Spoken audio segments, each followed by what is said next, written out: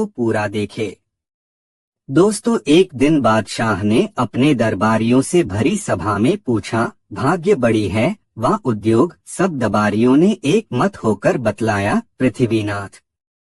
उद्योग बड़ा है, परंतु बीरबल की राय सबसे भिन्न थी।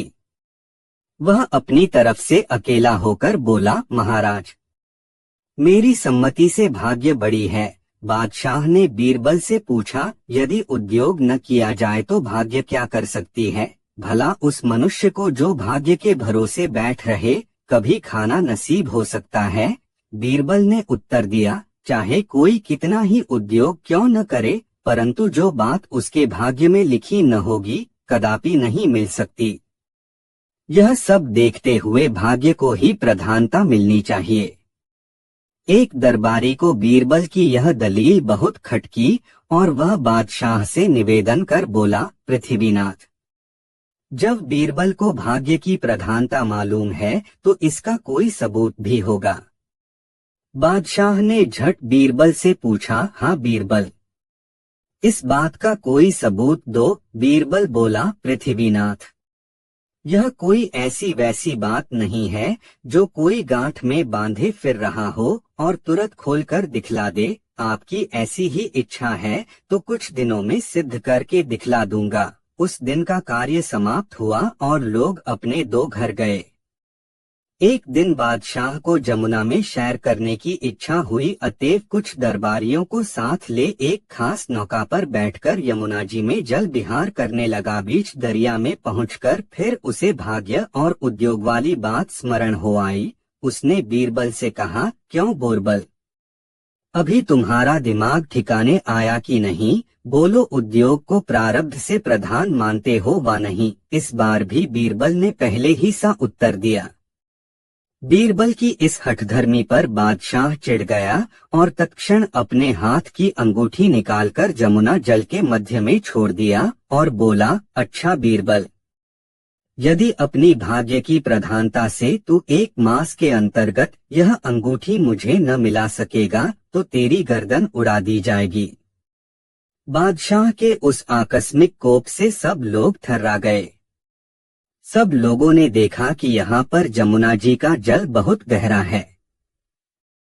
यहाँ से अंगूठी का मिलना असंभव हो नहीं बल्कि नितांत असंभव है। अब बोरबल की जान नहीं बच सकती, परंतु बीरबल ने कुछ जवाब नहीं दिया।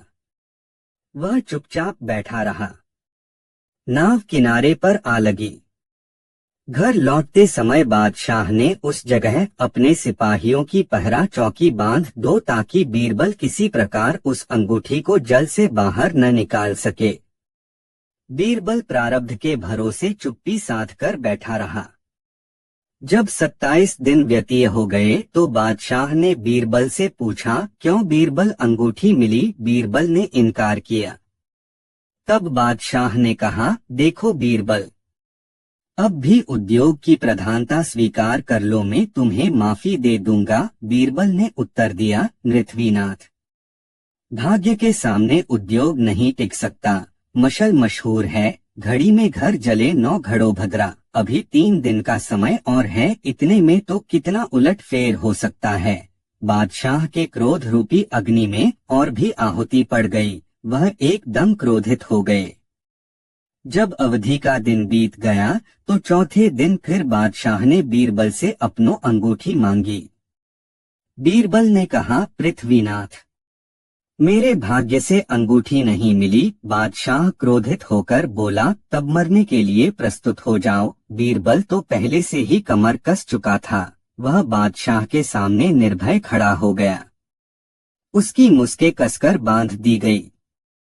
बीरबल की दशा पर बादशाह को फिर तरस आ गई और बोले, बीरबल, अब भी मौका है, तुम उद्योग की प्रधानता स्वीकार कर लो, मैं तुम्हें माफ कर दूंगा। बीरबल ने उत्तर दिया, गरीब परवर, मरते को मारना अच्छा नहीं, आप तुरंत मुझे मारे जाने की आज्ञा दीजिए। बादशाह ने कहा, अच्छी बात है, तब तो आगे ही आ रहा है।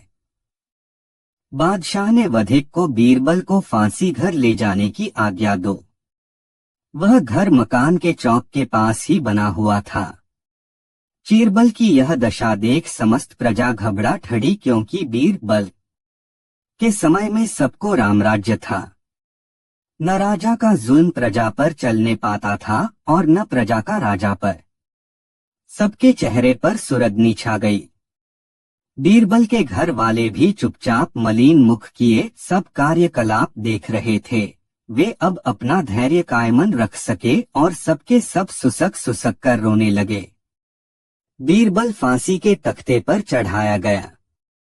नियम के अनुसार वधिकों ने बीरबल से पूछा, आपकी अंतिप्र इच्छा क्या है? उसको पूरी करने के लिए 10 मिनट का समय और दिया जाता है। बीरबल अभी कुछ कहने भी नहीं पाया था कि एक फकीर प्रकट हुए। उनको आते किसी ने नहीं देखा था, जिससे ऐसा प्रतीत हुआ मानो जमीन को फाड़कर प्रकट हुए हो। फकीर ने कहा, बीरबल, यह तुम्हारे फांसी का समय है, अतएव मरने से पहले एक पुण्य कर्म करता जा।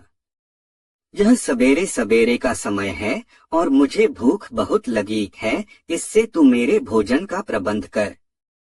इससे बढ़कर दूसरा दान नहीं है। सदा ऐसे लोग कहते आए हैं।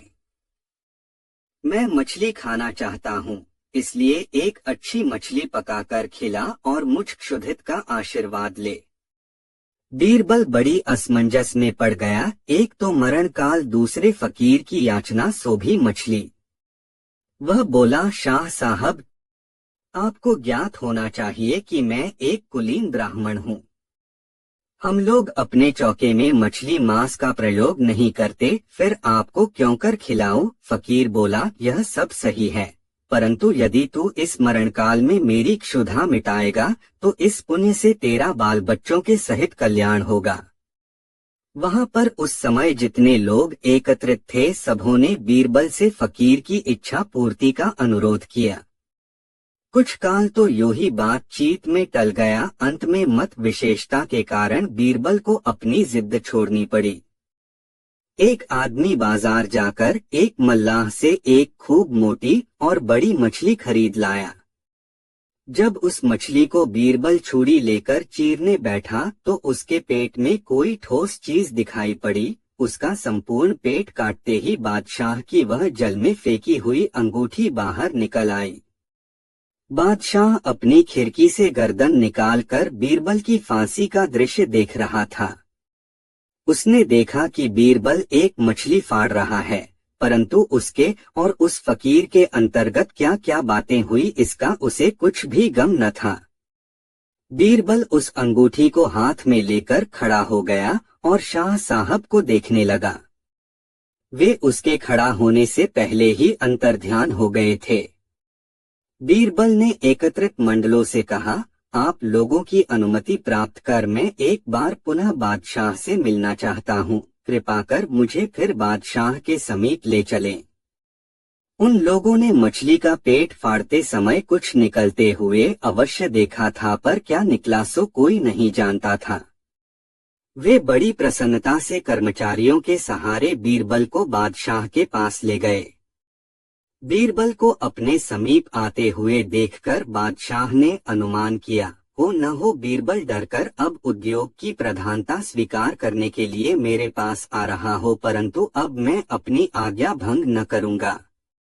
इसीलिए इसके पहले ही मैंने उसे कई बार मौका दिया था, परंतु उस समय उसने मेरी बातों पर कुछ भी ध्यान नहीं दिया। बीरबल पास पहुंचकर बादशाह को सलाम किया।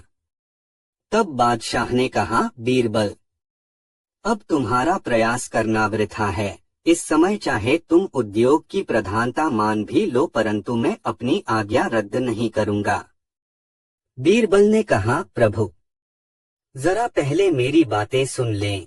मैं उद्योग की प्रधानता मानने नहीं आया हूँ। बादशाह ने कहा, अच्छा कहो। तब बीरबल बोला, आपकी अंगूठी देने आया हूँ, इसे पहन लीजिए। बादशाह ने उसे हाथ में लेकर देखा तो सचमुच वही राजमुहर वाली अंगूठी थी। उन्हें बड़ा आश्चर्य हुआ, क्योंकि वे उसे जमुना के अगाध जल में फेंक आए थे। कई बार खूब उलट पलट कर देखा। जब उसके निस्बत कुछ संदेह न रहा तो बोले, बीरबल यह अंगूठी कैसे प्राप्त हुई? बीरबल ने जवाब दिया, गरीब परवर, मेरा प्रारब्ध घसीट लाया है। तब उसके मिलने का सब किस्सा बीरबल ने बादशाह को सुनाया। बादशाह बीरबल से बहुत प्रसन्न हुए और 10,000 मुहरें, एक सुंदर वस्त्र तथा कई वाहन पुरस्कार में दिए। उसके घर वालों को भी सुंदर 2 वस्त्र दिए गए।